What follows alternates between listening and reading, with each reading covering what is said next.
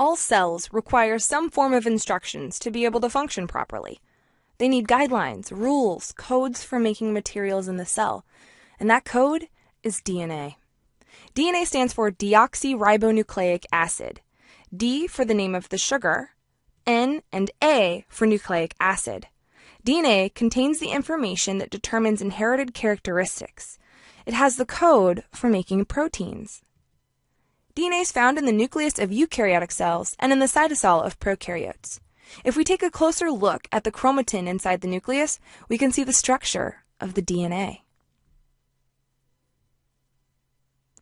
The DNA has repeating subunits, and those subunits are called monomers, or nucleotides specifically.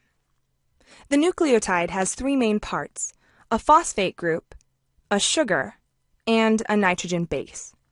In DNA, the name of the sugar is deoxyribose, which is part of DNA's name, and there are 4 nitrogen bases in DNA.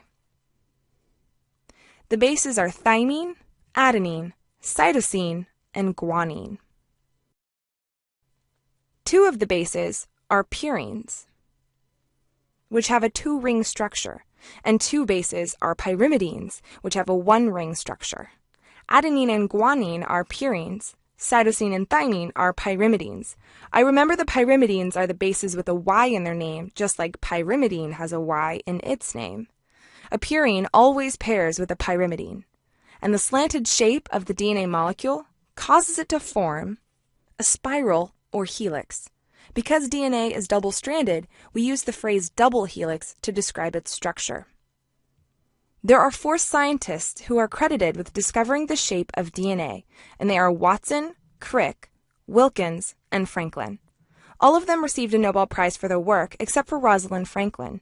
She died before the prize was given. Each of these scientists played a role in piecing together the structure of DNA. They learned that along the sides of the molecule was a backbone made of alternating sugar and phosphate molecules. On the inside, like the rungs of a ladder, are the nitrogen bases. Adenine and thymine form hydrogen bonds together. Cytosine and guanine form hydrogen bonds together.